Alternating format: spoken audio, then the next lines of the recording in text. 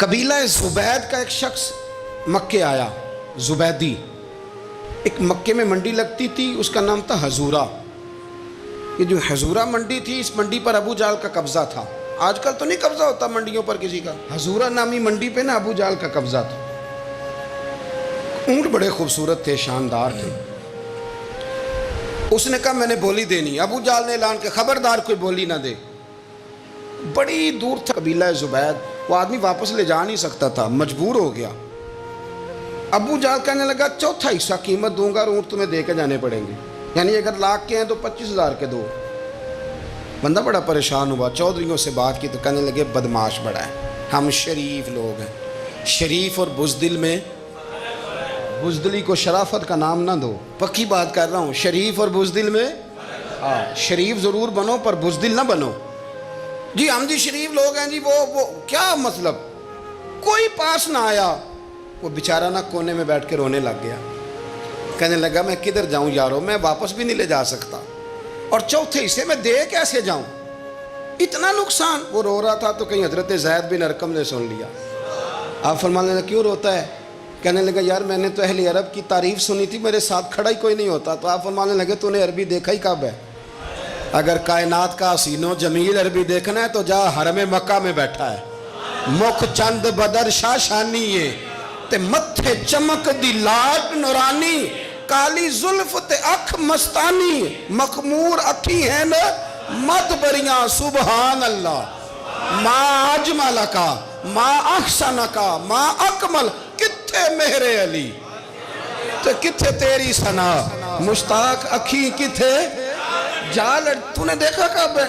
اگر عربی دیکھنا ہے نا تو وہ بیٹھا ہے، جا کے حرم میں ٹیک لگائے، مظلوموں کے والی، غریبوں کے ماوا، رسول رحمت، ایک سادی سی چادر اوڑے حضور بیٹھے تھے۔ وہ زبیدی کہتا میں آیا، نبی کریم کو بات سنائی، حضور فرمانے لگے این الجمل کا، او کدھر ہے تیرے اونٹ؟ عرض کی حضور وہ وہاں ہیں۔ فرمایا چل نہ۔ حضور کوئی بولی نہیں لگا رہا، کوئی خرید نہیں رہا، ابو جہل گھنٹا پڑا، اس کے ڈر سے سہم گئے۔ حضور فرمانے لگے چل نہ، میں بولی لگاتا ہوں۔ اور دیکھو نرخ بازار محبت کا انوکھا ہو گیا، خود خریداروں شامل آ کے مولا ہو گیا۔ نبی کریم نے حضرت سعد بن ابی وقاص کو بلایا، حضرت عمر کو، حضرت ابو بکر کو، مدد کے لیے نہیں۔ حضور فرمانے لگے میری جیب میں پیسے تھوڑے ہیں، ظاہری طور پہ تھوڑے ہیں، ورنہ تو کائنات کے خزانوں کی کنجیاں حضور کے پاس، تھوڑے تھوڑے پیسے دو بھی بولی دینی ہے۔ سب سے پیسے لیے میں چلو بولی لگانے چلے۔ حضور آئے، اللہ اکبر، یہ میرے رسول کا طریقہ ہے، آؤ ذرا تھوڑی دیر کے لیے سوچیں۔ ابو جہل بیٹھا ہے بڑی مسند پہ، قربان جاؤں مدینے والے حبیب۔ وہ زبیدی کہتا اس کے کپڑے مہنگے تھے، حضور کے سادے تھے، اس نے بڑی پگڑی باندھی تھی، حضور کی سادی تھی۔ کہتے ہیں وہ آنکھیں اٹھا کے بات کرتا، مدینے والے نبی آنکھیں جھکا کے بات کرتے۔ وہ بولتا جاتا، حضور تھوڑے تھوڑے سادے سادے ٹھہر ٹھہر کے جملے بولتے۔ کہتے ہیں نبی کریم علیہ السلام اس کے ساتھ آ کے حضور بیٹھ گئے اور فرماتے ہیں میرے رسول کریم نے اپنا جبہ سیدھا کیا، پگڑی کو حضور نے سیدھا کیا اور فرمایا چل لگا بھائی بولی۔ ایک اس نے لفظ بولے، پھر حضرت ابو بکر نے بولی دی، پھر حضرت عمر نے دی، پھر سعد بن ابی وقاص نے دی، پھر زید بن ارقم نے دی، پھر رسول کریم نے دی۔ وہ کہتا ہے جتنے میں بیچنا چاہتا تھا نبی پاک نے ڈبل میں میرے اونٹ خریدے، ڈبل میں اونٹ خریدے میرے رسول۔ سلام اس پر کہ جس نے دشمنوں کو بھی قبائیں دی، سلام اس پر کہ جس نے گالیاں سن کر دعائیں دی۔ اور میرے اعلیٰ حضرت کہنے لگے جاؤ جا کے اعلان کر دو، غم زدوں کو رضا مجدہ دیجئے کہ ہے بے کسوں کا سہارا ہمارا، بے کسوں کا سہارا، جاؤ غم زدوں کو رضا مجدہ دیجئے کہ ہے بے کسوں کا سہارا۔ رسول کریم صلی اللہ علیہ وسلم نے نا خریدا مال، اور حضور سید عالم وہاں سے نکلے، اور نکلتے وقت حضور فرمانے لگے ابو جہل تیری آج شکایت آئی ہے، آج کے بعد نہ آئے، مکہ سارا اس کے ساتھ ہے، حضور کی مخالفت ہو رہی ہے، 40 لوگ ہیں صرف کلمہ پڑھتے، اور دین کا کام دار ارقم میں قید ہو کے کرنا پڑتا ہے، لیکن جب ظالم کے خلاف نکلے ہیں تو پھر دار ارقم میں بند ہو کے نہیں، پھر میدان میں نکلے اور فرمایا آج کے بعد تیری شکایت نہ آئے۔ کہنے لگا جی بالکل نہیں آئے گی۔ میں آپ کو موقع نہیں دوں گا. حضور چلے گئے تو پیچھے سارے کافر اس کے گرد اکٹھے ہو گئے, کہنے لگے ہم پہ تو بڑا روب ڈالتا ہے, اب تجھے کیا ہوا, پانی پانی ہو گیا, تو کیا کون سا سانپ سونگ گیا, بولا ہی نہیں. کہنے لگا مجھے لات و منات کی قسم, جب مصطفیٰ کریم میرے پاس آئے تو ان کے ساتھ ایسی ایسی طاقتیں تھیں, نیزے تھے, برچیاں تھیں, بھالے تھے, مجھے لگتا تھا میں نے سی کی تو میرے ٹکڑے ٹکڑے کر دیں. کہنے لگے جب پاگل ہو گیا, ان کے پاس تو چھڑی بھی کوئی نہیں تھی, وہ تو خالی ہاتھ ہیں, بکواس کرتا ہے, کچھ بھی نہیں تھا. کہنے لگا مانو نہ مانو, ان کے پاس بڑا کچھ تھا. اور اگلی بات جو اس نے کی وہ تاریخ میں محفوظ ہے, وہ تاریخ میں محفوظ ہے, وہ تاریخ میں محفوظ ہے, وہ تاریخ کا حصہ ہے. ابو جہل کہنے لگا اٹھتے ہی کہ مجھے لگتا ہے جب تک محمد ابن عبداللہ موجود ہیں یہ ہمیں ظلم نہیں کرنے دیں گے, یہ ہمیں کوئی زیادتی کرنے, تاریخ میں محفوظ ہے جملہ ابو جہل کا. کہنے لگا جب تک یہ موجود ہے ہمیں کوئی زیادتی کرنے. حضرت فرمایا کرتے تھے زندہ نبی کے ماننے والوں زندہ بن کے زندگی گزارو. زندگی زندہ دلی کا نام ہے, مردہ دل کیا خاک جیا کرتے. جو قومیں سر اٹھا کے جیتی ہیں وہ زندہ ہوتی ہیں. اس لیے اپنی زندگی میں حق کے خود اختیاری پیدا کریں, جینا سیکھیں, لڑنا سیکھیں, میدان میں رہنا سیکھیں. سہم سہم کے وقت نہیں گزرے گا, ظلم سہنے سے بھی ظالم کی مدد ہوتی ہے. لہٰذا حق لینا سیکھیں, حق پر کھڑے ہونا سیکھیں, اپنے مزاج میں یہ باتیں پیدا کریں. مجھے خاتون نے پوچھا, میرا بھائی کہتا ہے حصہ لے لے پھر میرے مرے کا منہ نہ دیکھنا. میں کہا پتر تو حصہ لائے نہ منہ ویکھی ہوتا, کوئی ضرورت نہیں, منہ ایسے ظالم کا منہ ویسے بھی نہیں دیکھنا چاہیے جو بہنوں کا حصہ کھا جائے. میں نے کہا تو منہ دیکھنے کی کوئی ضرورت, یہ کوئی بلیک میلنگ ہے. ابا کہتا ہے حصہ لے لو منہ نہ دیکھنا. میں کہا بالکل نہ ویکھی, تو بلکہ آنکھ میں ویکھنا بھی نہیں چاہتی, تو ادھر رکھ, اللہ رسول نے مقرر کیا میرا حصہ. کیا فلسفہ ہے ہمارا, جو بات غلط ہے اس پہ لوگوں کو بلیک میل کرتے ہو. جائز بات پہ ڈٹنا سیکھو. آپ جب ڈٹ جاتے ہیں نا تو پھر اللہ مدد کرتا ہے, پھر اللہ تتنزل علیہم الملائکہ, پھر اللہ فرشتے بھی نازل کرتا ہے. حضور نے فرمایا جو جان کی حفاظت کرتے مر گیا وہ بھی شہید, جو مال کی حفاظت کرتے مر گیا وہ بھی شہید, جو دین کی حفاظت کرتے مر گیا وہ بھی, جو خاندان کی, اپنے گھر کی, اپنے بچوں کی حفاظت کرتے مر گیا وہ بھی. تو اتنا بڑا درجہ حضور نے بیان کر دیا ہے.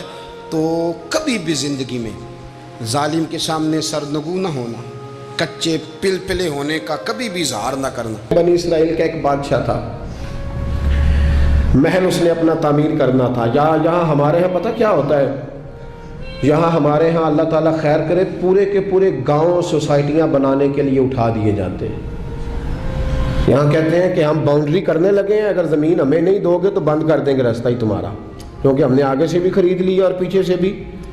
کس نے اجازت دی؟ نبی پاک صلی اللہ علیہ وسلم نے تو کہا جو رستے کا خالی نشان مٹائے وہ بھی لعنتی ہے, جو نشان مٹا دے اور جو رستہ ہی کسی کا بند کر دے. لیکن چونکہ اس کے پاس دولت ہے اور اوپر تک اس کے ہاتھ مل گئے, اب اسے کو منع کر سکتا ہے؟ اور اتنے بڑے آدمی کا تو کوئی نام لے کے بھی بات نہیں کر سکتا, ڈر آتا ہے. اس لیے کہ بڑی لمبی دور دور تک ان کی باتیں ملی ہوئی ہیں لوگوں کے ساتھ, لوگ ذکر کرنا بھی پسند نہیں کرتے. وہاب ابن منبہ رحمۃ اللہ تعالیٰ علیہ فرماتے ہیں بنی اسرائیل کا ایک بادشاہ اپنا محل بنا رہا تھا, ایک بوڑھی عورت کی کٹیا بھی محل میں آ گئی, جھونپڑی, بیوہ عورت ہے, لاوارث ہے, اولاد کوئی نہیں. بادشاہ نے اس کو کہا کہ اماں جتنے پیسے تو کہے گی نا میں دے دوں گا, میرے ہاتھ بیچ ڈال. تو کہنے لگی میں دیہاتی عورت ہوں, پتہ ہے نا بچے ٹاؤن میں چلے جاتے ہیں, پر ابا کہتا ہے مجھے گاؤں میں رہنے دو. اماں کہتی ہے کہ میرا یہیں دل لگتا ہے, میں یہیں ٹھیک ہوں. اس نے کہا بادشاہ میں پکا ہوا پھل ہوں, کسی وقت بھی گر جاؤں گی, جب میں مر جاؤں گی تو تیرا ہی ہے, میرا کون سا کوئی آگے پیچھے ہے, نہ اولاد ہے نہ کچھ اور ہے, تجھے مل جائے گا. لیکن میں بیاہ کے یہاں آئی تھی, دل کرتا ہے جنازہ اسی جھونپڑی سے نکلے, تو مجھے پڑی رہنے دے, میں تیرا کچھ نہیں بگاڑتی. اس نے کہا وہ نقشہ میرا خراب ہوتا ہے. کئی لوگوں کا نقشہ, ہاں بڑے لوگوں کے نقشے خراب ہوتے ہیں, یہ نہیں پتا کہ اگر ظلم کرو گے تو قبر کا نقشہ بھی خراب ہو جائے گا. ہاں قبر کا نقشہ بھی خراب ہو. کہ میرا نقشہ خراب ہوتا ہے, رستے میں آتا ہے نا تیرا وہ جھونپڑا کچا مکان, تو اٹھا اس کو. تو بوڑھے لوگ بیچارے کمزور لوگ, اماں اپنے گھر کے ساتھ جوڑ کے بیٹھ گئی. آرزوؤں کا مسکن تھا, تن کا گھر جمع کر کے گھر بنایا تھا. اماں باہر ہی نہیں جاتی, اگر میں گئی تو میرا گھر گرا نہ دیا جائے. لیکن انسان کتنے دن بیٹھ سکتا ہے؟